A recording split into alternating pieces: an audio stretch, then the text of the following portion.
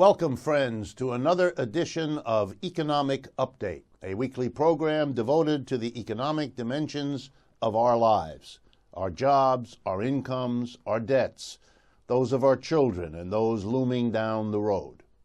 I'm your host, Richard Wolff.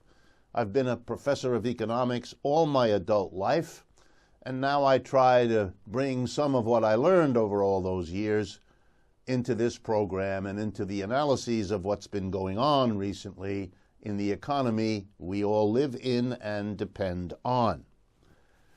Before jumping into the updates that mark the first half of this program, I wanted to mention, as I often do, that for those of you interested in what we're about to do and in this program generally, we maintain two websites where we urge you to go because we upload enormous amounts of material there that go into what we do here on the program in much more detail.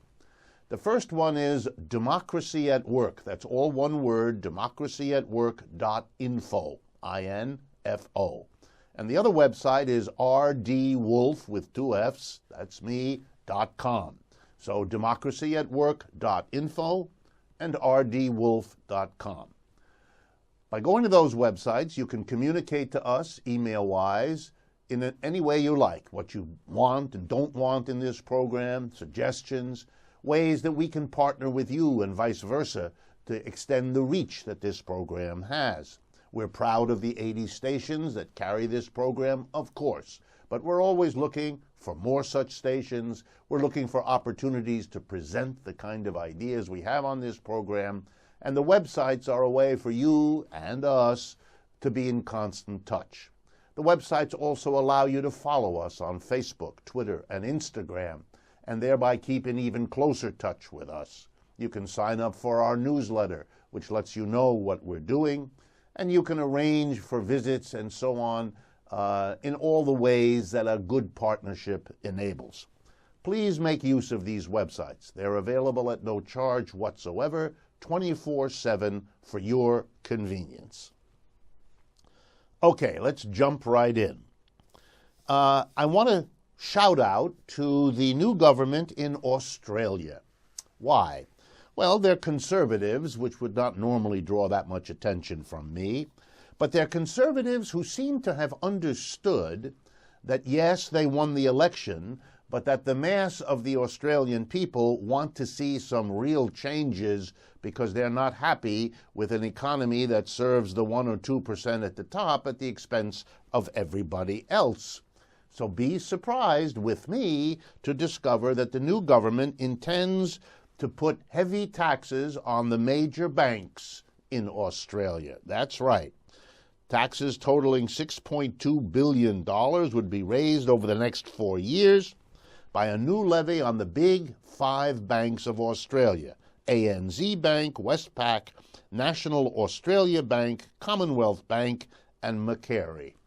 It is interesting that there's a recognition on the part of the conservatives who rule in Australia that they've got to begin doing things not normally associated with conservatives, or else the growing anger of masses of people all over the world against old established political parties will blow them away as it has so many others. The next update has to do with the Dakota Access Pipeline. We've talked about that before. That is the very controversial pipeline running across parts of the Dakotas, and in particular across lands that have deep meaning and a long history with Native American populations in that part of the world. Obama had held back from allowing the pipeline to proceed. Trump has changed all that. The pipeline has proceeded. And the opposition has grown along with this development. And I wanted to focus on an economic aspect of this struggle, which is far from over, by pointing out that the only way that Energy Transfer Partners, the parent company pushing all this through, can keep working at the Dakota Access Pipeline is if the banks who fund all of this continue to do that. If those banks withhold or withdraw from participating, then the money needed to push this project through to violate the lands of the Native Americans that live there. And you might think, given the history of the United States, that violating the lands, the few lands left to the people who were originally here, is something an American company and an American society would shrink from doing. What's interesting is that the banks that have withdrawn under popular pressure have been so far mostly foreign banks. The ING Bank, a huge Dutch bank, in March withdrew, got rid of its loans. That was followed shortly by DNB, the major bank in Norway, and the Norwegian Pension Fund, a very important fund in that country, has also divested itself of anything having to do with Energy Transfer Partners because of the Dakota pipeline. Even some American cities have taken interesting action. Seattle, Davis and Santa Monica, California in particular, cut their relationships to the Wells Fargo Bank with whom they had done business, because Wells Fargo is one of the major banks funding the Dakota Access Pipeline that has so far resisted and refused the efforts of public and also of its own shareholders to get it to stop doing this. So I wanted to call out both Wells Fargo for its responsibility, and there's something particularly nice about Wells Fargo being in this position, since they have just been raked over the coals for the last year and a half for having literally created hundreds of thousands and perhaps as many as 2 million phony accounts, phony savings bank accounts, phony checking bank accounts, phony credit card accounts, particularly targeting Hispanic American populations, got caught doing that, and now we find out that the same stunning leadership that led them to phony up all those accounts is also driving the decision to keep funding the particular path of the Dakota pipeline so that it violates the religions and the history and the traditions and the land ownership rights of Native Americans. The other bank that should be called out is the bank that leads the biggest group of funders, and that's New York's Citibank. So if you're wondering who's making that possible, it's Citibank and it's Wells Fargo, once again showing that the big banks in the United States not only are able to manipulate interest rates and to manipulate foreign exchange rates and to help cause the meltdown in 2008 with the mortgages, and on and on and on, but they are also behind some of the most controversial and ugly investment projects we have. My third update has to do with the elections in France this last week.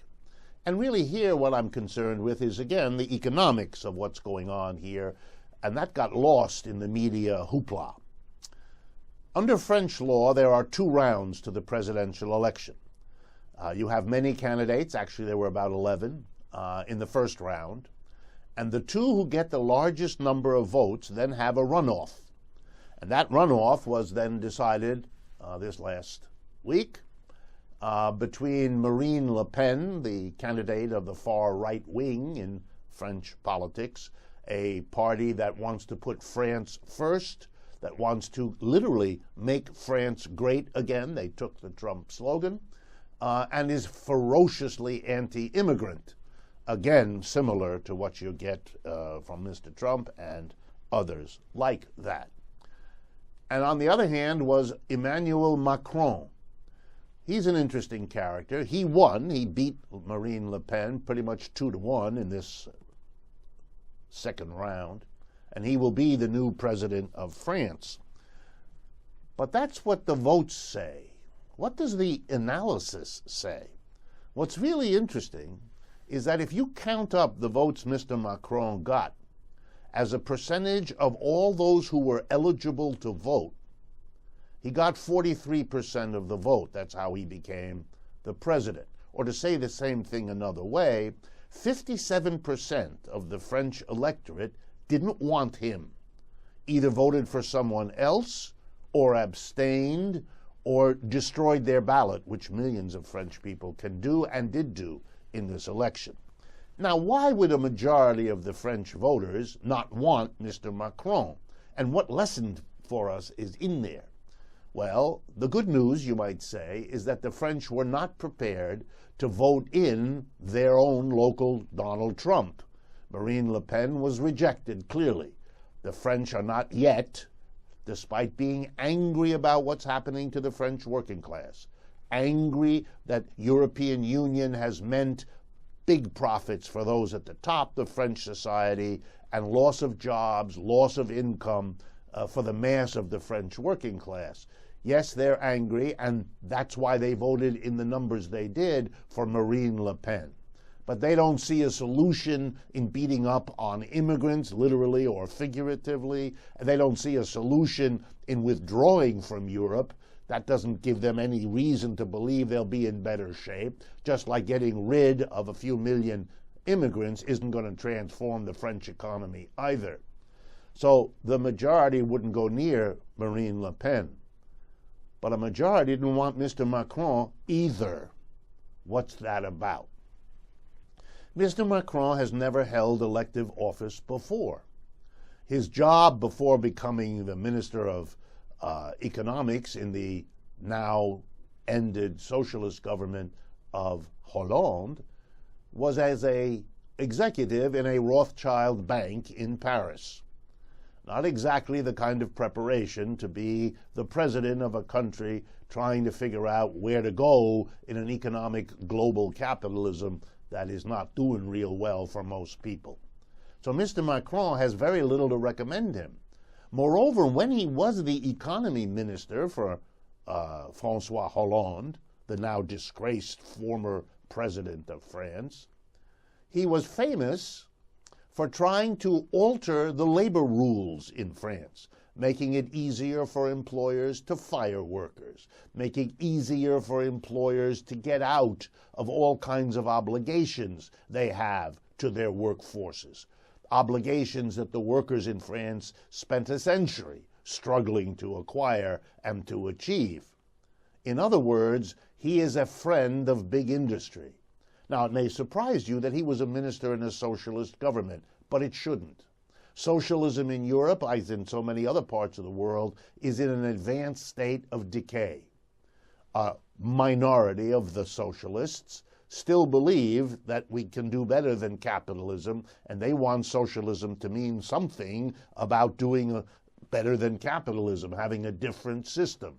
But most socialists, like Mr. Macron, really believe in capitalism, have no quarrel with big business and most of what it does. They just think that there should be a good safety net, some public support for the mass of people in the way of subsidized or cheap or free education, a national health program for people, things like that. So that most socialists in European countries, this majority group, are really quite like the Democrats here in the United States. Only a minority want to go beyond it. Mr. Macron is therefore what you might call the center of French politics. He proposes to continue the austerity program that made his predecessor so unpopular. He continues, he says, to want to change the condition of working people. This is only going to make the French working class even more angry, even more bitter than it already was. And the only real question in France, and it is the same question everywhere else, is where will the increasingly disgruntled working classes go? To the right, into a kind of Le Pen France, Trump America, Conservative Party England, a kind of anti-immigration, anti-Europe, focusing its anger on the European Union and immigrants, even though neither one of them are the cause or the root of their problem? Or will they go to the left, becoming the old kind of socialist, that is, saying we can and should change the basic capitalist system and not make ourselves dependent on a system that has worked so unfairly, produced such inequality, had such collapses as the one in 2008. So that's the real issue. Will the increasingly angry working classes, Go to the left or go to the right? And one thing is clear from Mr. Macron and from Mr. Trump and from Theresa May in England and the others like them. They see nothing. They understand nothing. They push right ahead with the neoliberal austerity program that has disconnected them from the mass of their own people. But because it's made a lot of money for a minority, and because a minority are the ones who fund these parties, they plow right ahead. This is like being on a train heading right into a stone wall, and all the people pretending none of that is happening. The next update has to do with something being contemplated here in the United States. And I'm talking here about eliminating the estate tax. Let me remind everyone what the estate tax is. If you die in the United States, maybe I should change that. When you die in the United States, you are allowed to leave behind roughly $5.5 million that the federal government will not tax. You can leave it to your heirs, your children, anyone you designate. If you're a married couple, you can leave twice that, basically $11 million. What this means is that the overwhelming majority of the American people, we're talking about 99% of the American people, have no federal estate tax to worry about because they don't have $11 million to leave to their children or to anybody else. So when we talk about the estate tax here in the United States, we're talking about a tiny percentage of the people.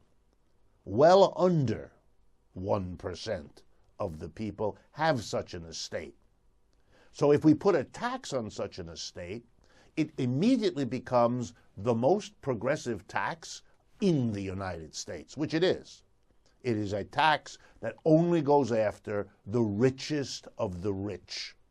And lest you lose some sleep over the thought that the richest of the rich have to pay a tax, the average percentage paid by these extremely wealthy folks for the estates they leave above 11 million, because they don't have to pay anything on the first 11 million, those are exempt. If you leave more than 11 million, the average percentage in a federal estate tax is 17%. So you keep the entirety of the first 11 million, and you keep 83% of every dollar above that you leave to other people. In other words, the estate tax hits very, very few people, and only those most able to pay. However, it does raise for the federal government roughly $23 billion a year. That's a significant amount of money. And to obliterate that tax, which Mr. Trump has said he will do, which the leaders of the Republican Party, both in the House and Senate, have said they intend to do, and though that party now controls both houses, that will not only deprive the government of $23 billion it uses to pay for everything else it does, but it will lower a tax on the richest people in the United States, and only them, because nobody but them pays this tax currently.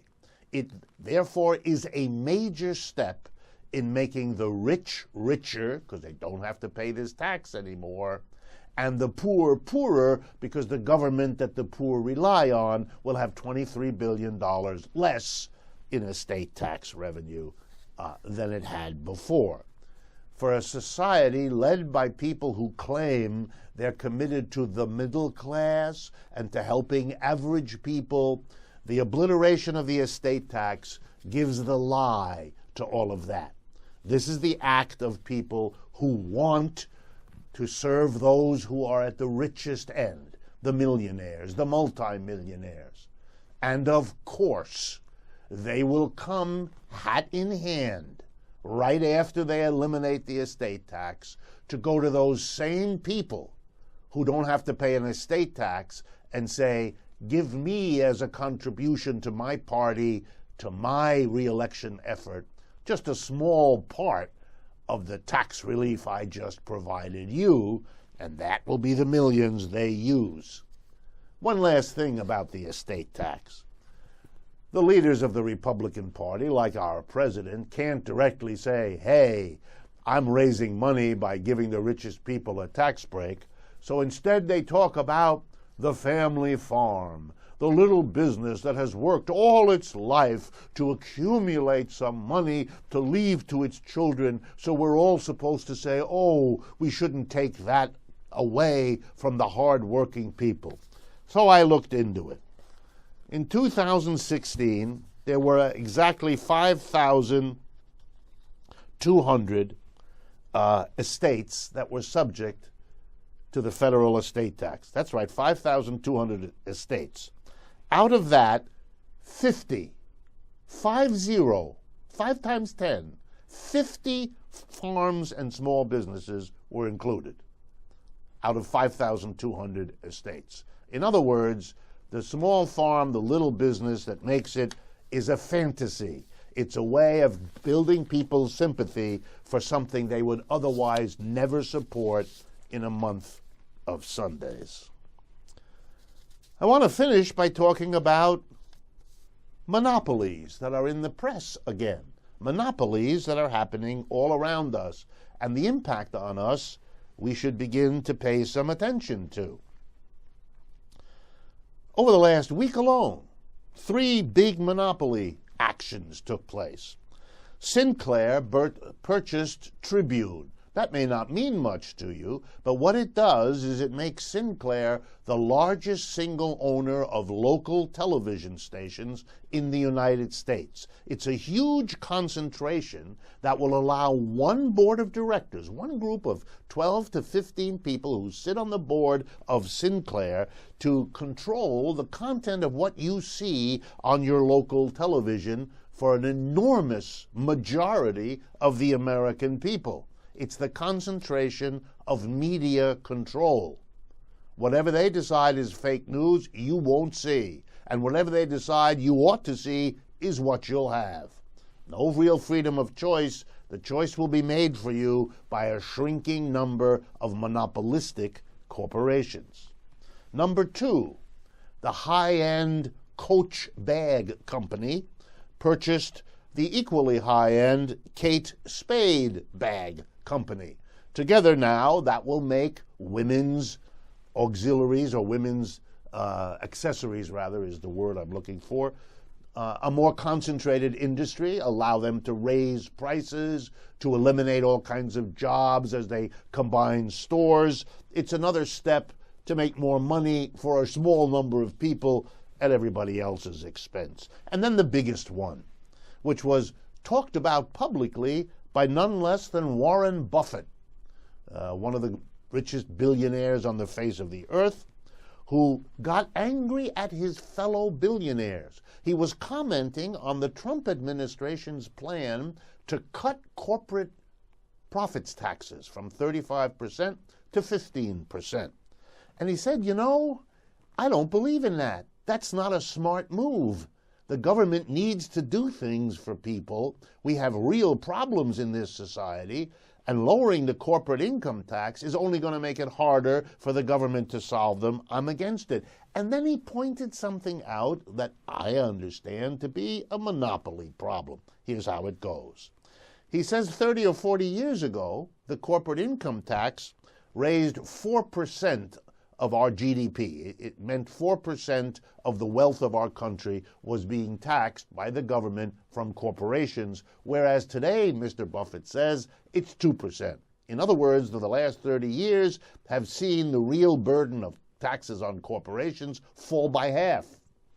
He said over the same time, the cost of medical care in the United States over the exact same period went from 5% of GDP, 5% of the total production of goods and services in our society, to 17%.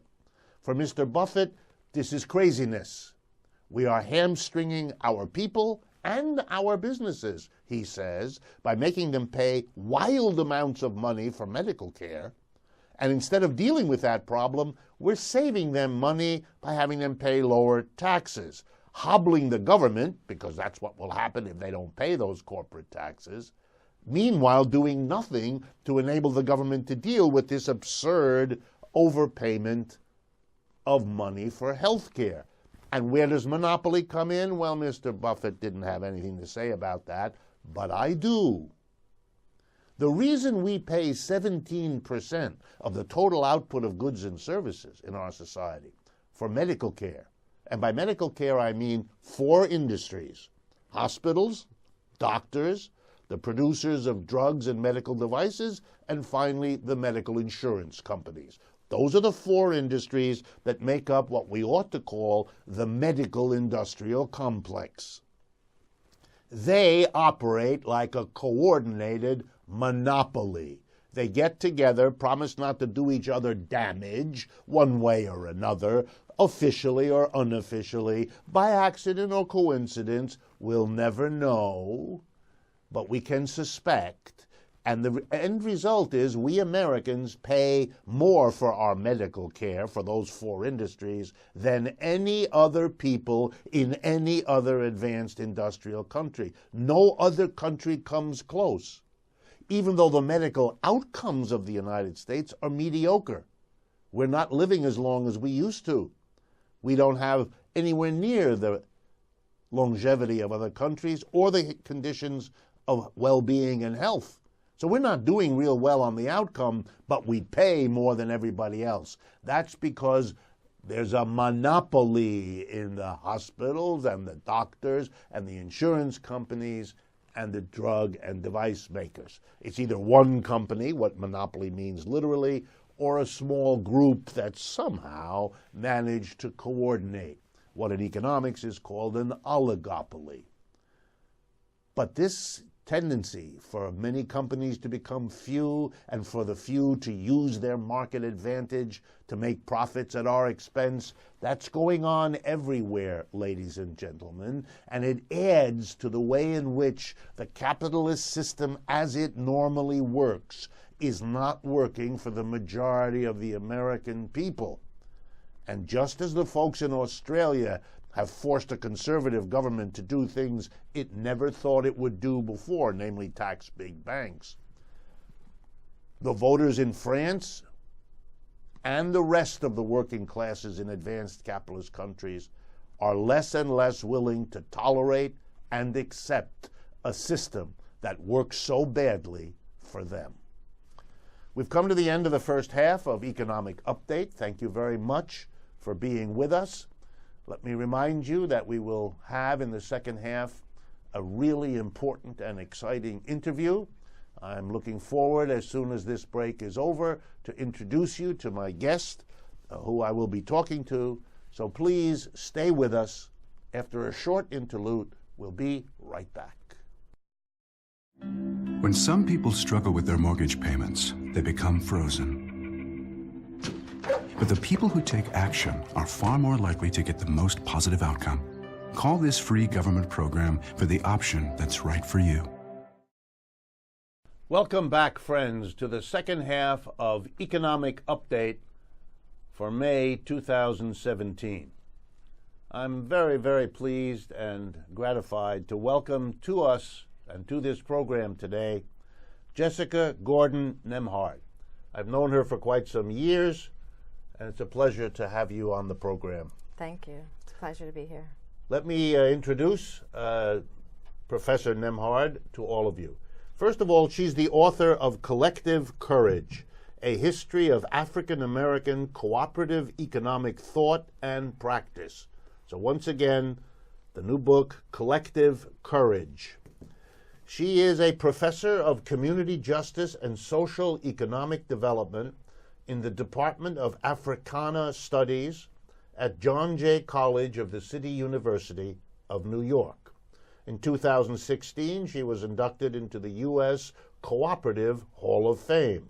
She's also a member of the Grassroots Economic Organizing Collective, co-founder of the Eastern Conference for Workplace Democracy, and a charter member of the United States Federation of Worker Cooperatives and the U.S. Solidarity Economic Network.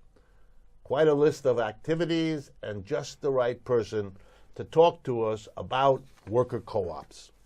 So let's jump right in and let us pick your brain, as we say. You obviously became interested in worker co-ops as an important institution, both in terms of the role it has played and the role it could play years ago, because you've been working at it, I know, for a long time. Give us an idea of why this whole idea, this alternative, captured your interest. So I've always been interested in racial economic inequality. I come from a family of social activists who actually taught me from early on that you can't really achieve political or social justice without economic democracy. And so my whole life I've kind of been involved in economic justice movements and thinking about the economy and how we could make it better. And, I guess it's maybe 20, maybe a little longer than that, years ago, after graduating from UMass with my PhD in economics, I was thinking more about economic inequality and community development strategies.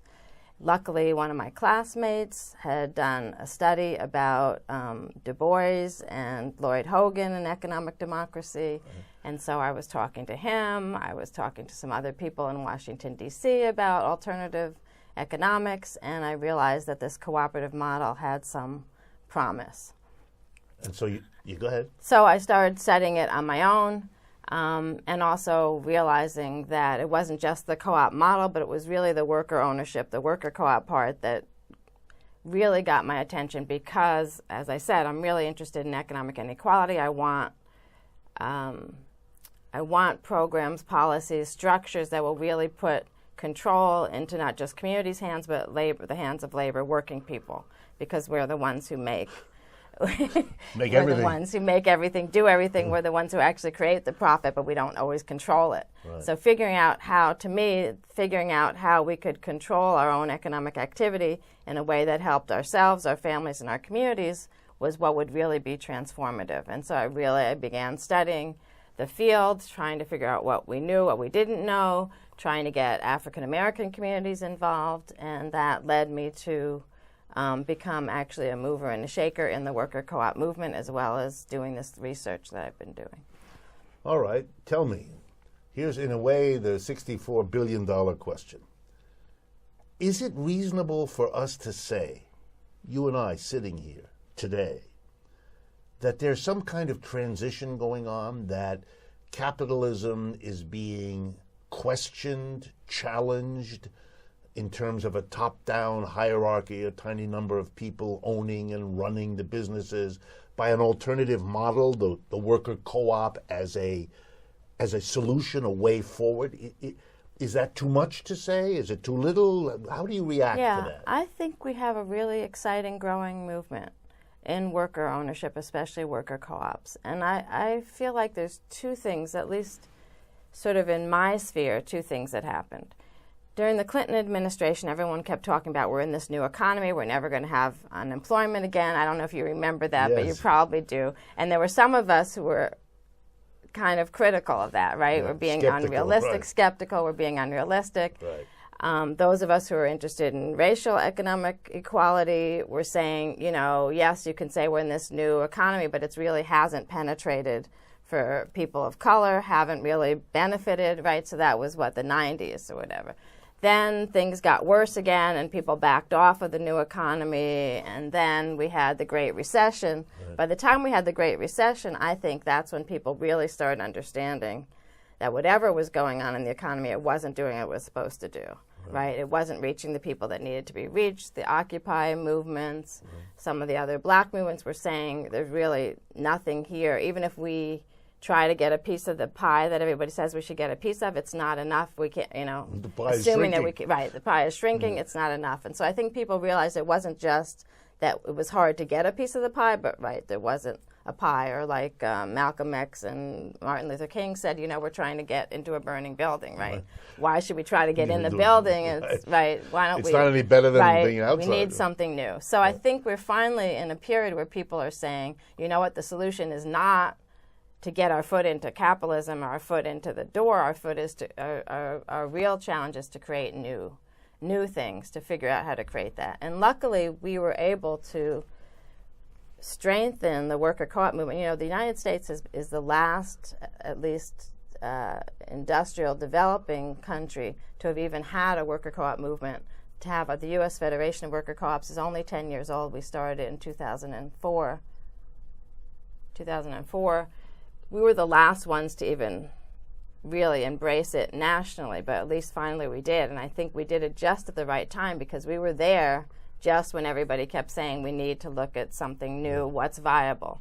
And the two things we were able to do was, one, show that there are existing worker co-ops and how well they're doing, and then two, to say we can build a culture of learning how to do this. We can learn from best practices. That's the Eastern Conference that I am one of the co-founders of. That was our point, to share best practices. Let's get people together in the Eastern region who do worker ownership. Let's share best practices, teach each other, keep the movement going, help more to develop. And so I think we've been able to, every year we get more and more people coming to conferences. We get more and more groups doing this worker ownership.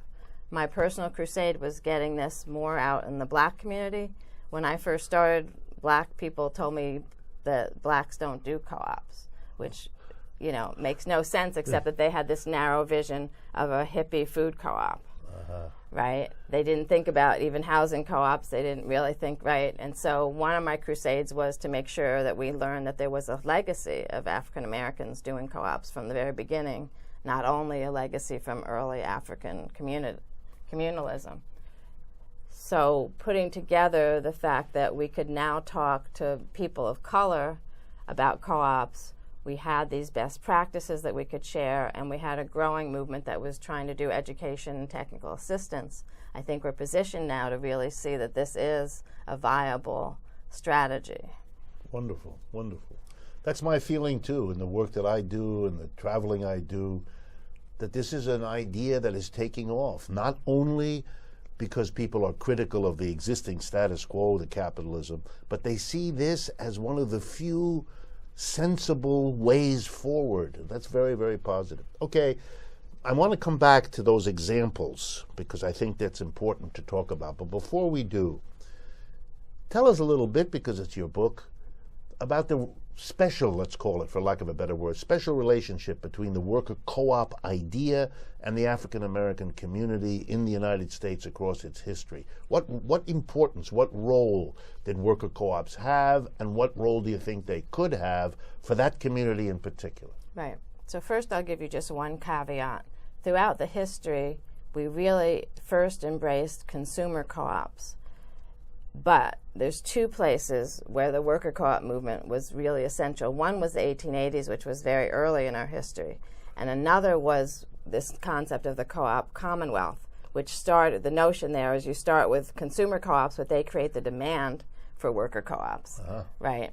And so there was like the Young Negroes Cooperative League, even W.E.B. Du Bois. They sort of started out with, well, if consumers come together, try to control what we buy and how we buy it and learn how to cooperate, then our demand for products could then create the demand for worker co-ops, co-op factories, other worker co-ops, etc.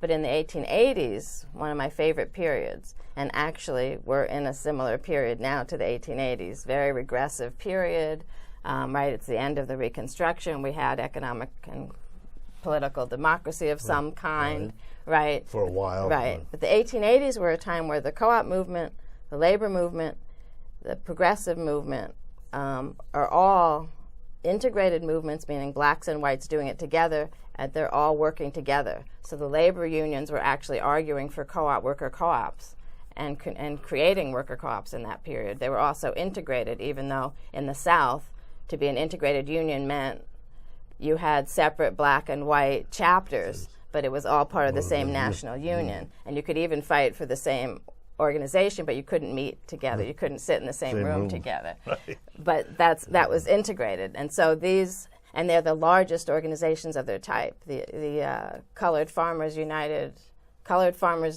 Alliance and Cooperative Union is the largest black organization, and it's a credit union, co-op developer, it's a populist party, and it's a labor union. So really exciting stuff happening there, and they're owning their own cotton mills. They're also making it possible for blacks to own land. and to move from being itinerant and sharecroppers to being landowners, and then doing agricultural co-ops. They're doing factories. And so it's a really nice period where you can see where all the different kinds of movements actually see this, the economic strategy as this co-op ownership strategy and the way forward. So that's the 1880s. Unfortunately, those three movements actually get crushed, right? The labor movement becomes just white. That has a lot to do with the whole Jim Crow that comes after that. Jim Crow, right. But even in the North, right, they separate because they get the black and white workers fighting each other. Right. The co-op movement gets separated from the labor movement, and then the populist movements get destroyed also for a more conservative whatever. And then the Ku Klux Klan and all that are at the rise. So unfortunately, it's over, but it's a good way for us to see what's possible and how the minds, when you're trying to think about how do you do political emancipation and economic justice, how you can combine them all. Yes, I also find it so amazing that the stories of black and white working very effectively together. Also, that the labor unions and the co-ops understood themselves to be natural allies. And the logic, when you go back and you look at the literature, is incredible. The union said, we fight for a better deal with the employer.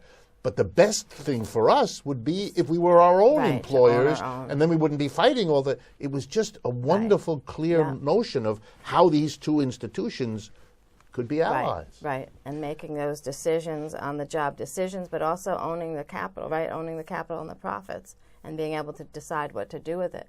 So yeah, unfortunately, all that has to go underground, and then it kind of gets destroyed, but then there's pockets of it that keep coming back. By the 30s, we have more of a notion again because capitalism is failing again, right? The Great Depression. So then we have another rise there. And then the 60s, especially in the black community, that's where the black power movements are again saying we need to control over our own. We need self-determination. That means economic control. We need to control our own cities, communities. So the Black Panthers are doing not just free breakfast programs and free clinics, but they actually have bakeries and shoe co-ops. Their newsletter is a co-op. They do co-op housing. So again, seeing the liberation movement needing this, we need to control our own economics, and that means labor controlling our own economics, kind of comes back again, gets crushed a little bit, and then looks like we're on the rise again. Yeah.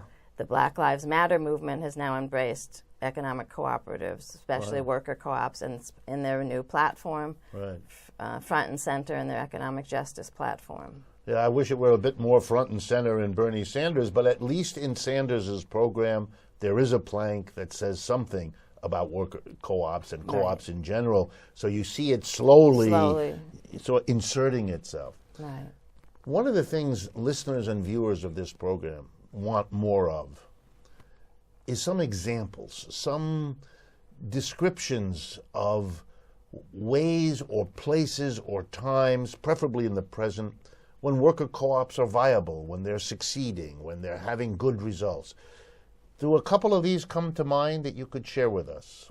Yeah, I mean, I tend to live in the past because that's mostly what the book is about. But when I knew you were going to ask me this question, I went back to look at what I know about the present. So there's a couple of really fascinating examples of worker co-ops doing incredible things. So I'll give you a couple of examples of different kinds. So we have the largest worker co-op is here in the South Bronx, Cooperative Home Care Associates. It's not a self-managed worker co-op, which a lot of the newer and younger ones are. But it is, as I said, it's our largest. It's a really great example of taking people in a low-skilled job, upping the quality of the job as well as the quality of the care, and creating something where people actually now have a way to, you own part of the business, so you get dividends from the profits. You also have a decent wage. You have health care because they're part of the SEIU, their union. You have movement from out of the low-skilled work up into the higher-skilled parts of the job, that kind of thing. So that's really great, mostly women. So it's also a women's empowerment kind of co-op. How many women are? Well, they have almost 2,000 Yeah, that's what I remember. employees. I think about 1,700 of them are worker owners, and most of them women. And they've been going for quite some years. They've been going for quite some years. They have three or four different pieces. They actually have a nonprofit training center, so some people get employed in that. They also have a new thing on disability home care, and then regular home care, and I said there was four, didn't I? Anyway, I forgot the fourth one. Right. So that's interesting. Very interesting. Example. In terms of the self-management, smaller but growing sectors, we've got the Arizmendi bakeries in the Bay Area. That one's a really interesting model because what they did was they took a successful worker co-op that was doing pizza and sandwiches or whatever, asked them to share their model and to provide some 25% of their profits to a development corporation that would then develop not exactly franchises, but more co-ops along that same model, use their recipes, training, et cetera. They now have about 6, and they're also helping a group in Calgary in Canada to do this. And so that project is really great because in some ways it's self-financing. Each successful co-op puts money back into the development corp so they can that start provides the a new capital one for the another next co-op. Right. And so That's they still how have to, Mondragon in Spain Mondragon grew like kind that. of, right. So that's why it's called Arizmendi, because that was the original founder The of the priest who Mondragon. started it, Right. right. So that one's really exciting because you get 20 or 30 worker owners. All of their stores, 6 stores, are very successful right now. They're able to keep putting money back in to do more. They have a long and extensive education and training program. You actually, the new co-op gets to actually train at one of the other existing co-ops and things like that. So it's a nice interlocking system. So that's another one I really like. Opportunity Threads in North Carolina. Tell us about that. That's what's it called? Cut and Sew Factory. So they, North Carolina used to be a big sewing place, but they lost a lot. Most of those sewing factories were sent overseas, and so that whole area lost, but still had people who had these skills, right? So this is one. I mean, actually, over the 90s, they had a bunch of different worker co-op sewing factories that came and went. This is the newest version of it. They use fair trade cotton. Again, it's a way to get sewers to run their own company. I think they have 20 or 25 owners right now, or people were on their way to ownership. Joint decision making, sharing of the profits, the whole thing again. So they're outside of Asheville in western North Carolina. And then my last example, which I just forgot. Oh, the other thing, here in the South Bronx, we also have Green Worker Co-ops, which is actually a nonprofit, but it's a co-op developer. And that one is a great concept to look at green jobs and worker-owned green jobs. So doing sustainability, ecological development, finding jobs in recycling, in organic foods, etc., that then the structure is worker ownership. These are usually very small. Green Worker starts with co-op academies. You get a group of people who are interested in starting a co-op and a business together. You get them through the whole, how do you start a business, do a feasibility study, what's a co-op, and then you help launch them and then provide them with help. So Green Worker Co-ops right now is our largest co-op developer in New York City. So that's also, and that, as I said, combining with the sustainability. And then the last one would be New Era Windows in Chicago, which you probably have had talked about already. Right. But that one's a great model because that's a conversion model, but not just conversion, but factory takeover, right? The factory was going to be closed. Some of the employees took it over so it wouldn't close, formed a worker co-op, and have now been able to, I don't actually know how many worker members they have now, but they were able to take over the business, to buy it from the other owners and keep the business going and employ local Chicago people. So all these models, I think, have some things in common. One is this having a good workplace and community ownership to keep a business where it is. but they all have slightly different models in terms of how non-hierarchical the management is, how self-managed, how large they are, what industry they are in, but they do show that we can kind of use multiple models in a variety of industries. Like, I have not found any industry that we couldn't have a worker co-op in. Right, and in a way, that replicates the history of capitalism. When capitalism first began, it was in only particular industries, and there were the people who were critical, who thought it could only work in those industries. That, right. And then eventually they demonstrated they could work in all industries.